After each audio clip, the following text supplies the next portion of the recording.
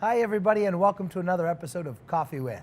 I'm your host, Christopher Evans. Today we're excited to welcome Dani Gundlach of Inhabit Real Estate Collective. Thanks for having me, Christopher. Hey, it's wonderful to have you. So Dani, you're a 15-year veteran of the real estate business. How'd you get into real estate? Oh, that's a great question. I was actually renting a house over in Regent Square on East End Avenue. And while I was renting there, that house had come on the market on 2 separate occasions.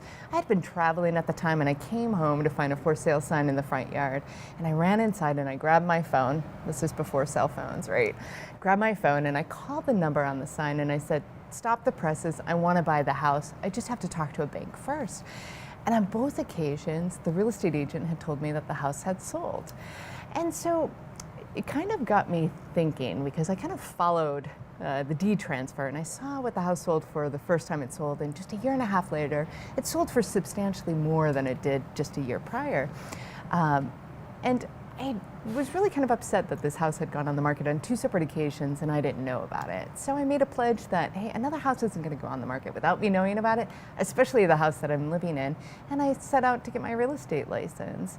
And then as I started practicing, I really fell in love with helping homeowners and sellers achieve their goals in buying and selling. And that's really what gets me up every morning.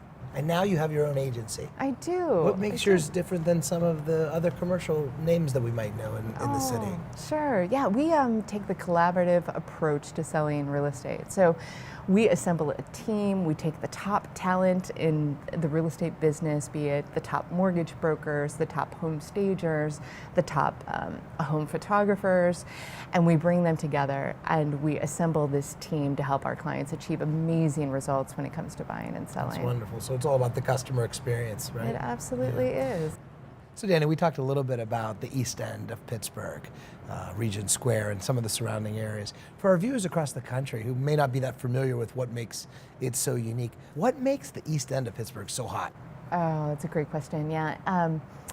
Its proximity to downtown is fabulous. It's actually the reason why that area was first built up in the early 1900s. Folks saw that as prime real estate. They could get to downtown very easily, or to either river, a rail station, and we today still appreciate it for its proximity to all the great things that Pittsburgh has to offer. There's a lot of great restaurants in that area, a lot of great real estate, a lot of great energy with the universities and UPMC. It's a really great place to be. Yeah, we were pretty fortunate in the Pittsburgh region to avoid the housing bubble that affected so many parts of our country.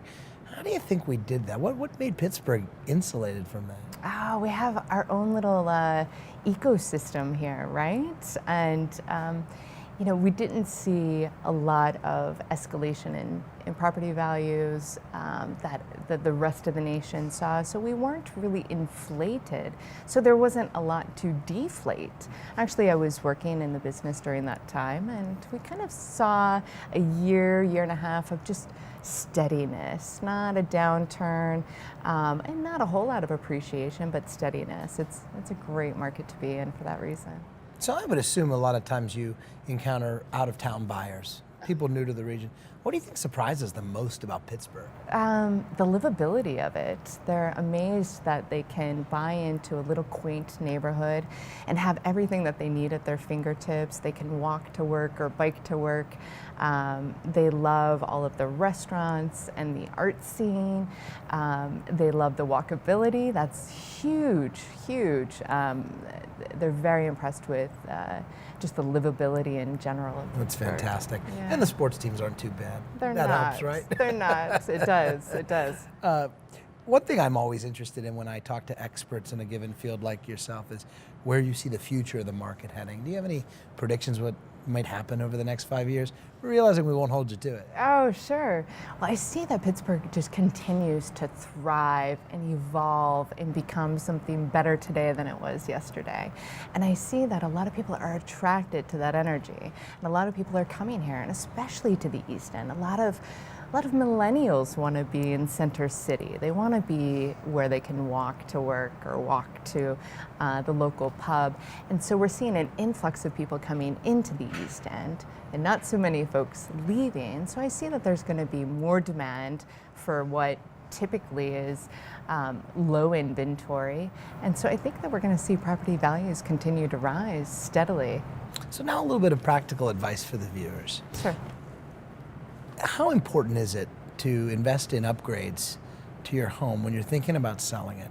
And how do you really know how much is too much? Oh, that's a great question. Investing in upgrades is a must if you're really looking to get the most money possible from your investment when you go to sell it. We're seeing that buyers are willing to pay like a 20% premium on a house that's move-in ready over a house that might need just a little fixing up. It could be just paint, a little landscaping, but those buyers, that 20% is a lot to the seller's bottom line. So it's really important. And they can always call and consult with a real estate agent to find out where they're going to get the biggest bang for their buck. Yeah, that's excellent. And I'm sure different regions of the city, there may be different answers too. Absolutely. Given the demographics of who purchases where. Absolutely. So if our viewers wanted to learn more about you or about what you're up to at Inhabit, where would you send them? To inhabitpgh.com. Great. Well, Dani, thanks so much for sharing your perspective on the housing market here in Pittsburgh and for your wisdom and the tips that you've given our viewers. And most of all, thanks for joining us. Thank you. Thanks for having me, Christopher. And thank you for joining us on Coffee With.